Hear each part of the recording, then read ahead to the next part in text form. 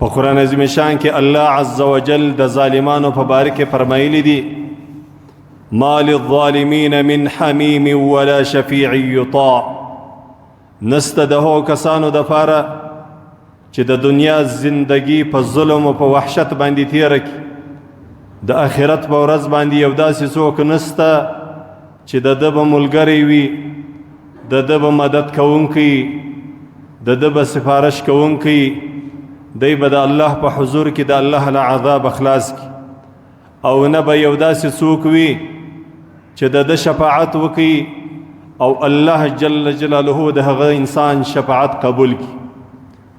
درنو معزز ورونو، د اسلام د مقدس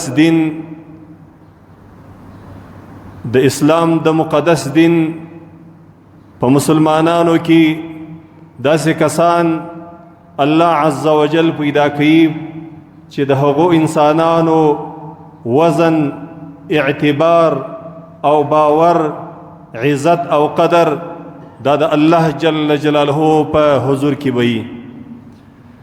د الله په مخلوقاتو کې در ټولو درانه، عزتمن، قدرمن، د لوی او سترې مرتبې خاوندان هغه پیغمبران دي او رسولان دي. در پیغمبرانو ورسته، در انبیاو او در رسولانو ورسته بیا در ټولو عزتمن او قدرمن خلق هغه د امت صدیقین دي چې د زموږ د امت اول صدیق سیدنا ابوبکر رضی الله عنه دی. بیا در هغه راورسته قدرمن او عزتمن خلق د الله جل جلاله په حضور کې درانه خلق هغه د امت شهیدان دي، علماء عاملین دي، او دا رقم عام مؤمنان تقوادار صالحین دي. زما ورونو، الله عز وجل به د محشر په ورځ باندې ورسول الله صلی الله علیه وسلم ته اجازه وکړي چې ای رسول الله، نن ورځ تا ته دا اجازه ده چې ته د خپل امت شفاعت وکړې او ته د دوی دپاره زما په حضور کې د دوی سفارش وکړې. الله عز وجل به د رسول الله صلی الله علیه وسلم د شفاعت اجازه در ټولو اوله اجازه به رسول الله صلی الله علیه وسلم ته په ټولو مخلوقاتو کې وسی. اول کس د شفاعت د اجازه د حاصلېدلو ده هغه به رسول الله صلی الله علیه وسلم. او د دې سره سره به اوله وار چې الله جل جلاله په خپلو مخلوقاتو کې د چا شفاعت قبلوي هغه به سیدنا رسول الله صلی الله علیه وسلم وي. درنو معزز ورونو، خو الله جل جلاله به د محشر په ورځ باندې هغه کسان چې هغه ظالمان دي، د دنیا زندگی په ظلم په وحشت باندې تیره کړې وي، د دغو انسانانو دپاره به الله عز وجل دا لویه او ستره عظیمه برخه د شفاعت د رسول الله صلی الله علیه وسلم او د نور انبیاو، د شهداو، د علماو او د صالحینو او د حفاظو، د دې ټولو شفاعتو څخه الله دا کسان محروم کی. الله جل جلاله به د دوی ته به موقع د شفاعت الله نه کی ور، ځکه دا فیصله ده د الله عز وجل. موږ مال و ملک د الله جل جلاله وي.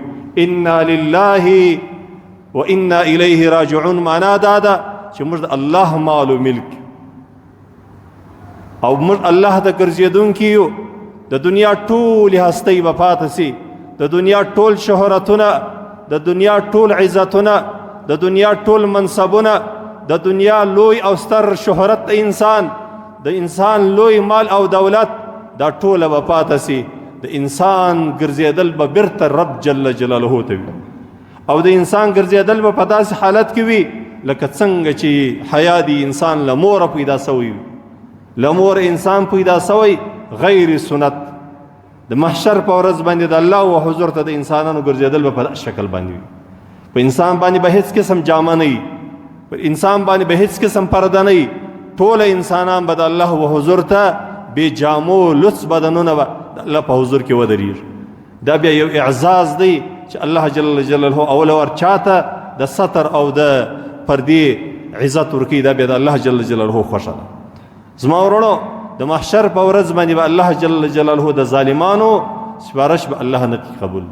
د ظالمانو چې د دنیا زندگی په ظلم تیره کړې ده، په وحشت تیره کړې ده، په بربریت باندې تیره کړې ده، الله جل جلاله به د دغو ظالمانو دپاره داسې یو څوک نه کې پیدا، داسې یو ګران خوږ تود ملګری به الله رب العزت دوی ته نه کې پیدا چې د دوی شفاعت د الله جل جلاله په حضور کې وکړي. او داسې یو څوک به نشي پیدا د الله په مخلوقاتو کې چې هغه د ده په باره کې الله جل جلاله ته وقت کلمه د شفاعت ووایي. نو ځکه الله په قرآن کې دا فیصله کړې ده، ما للظالمین من حمیم ولا شفیع یطاع. نسته د ظالمانو دپاره یو داسې څوک چې د ده ملګری وي، پر ده یو خوا بده شي، پر ده باندې زړه درد وکړي، په ده باندې خفه سي او د الله جل جلاله په حضور کې یو څه د ده په باره کې ووایي. او نه داسې یو څوک سته چې الله جل جلاله به شفاعت د ده په باره کې قبول کړي.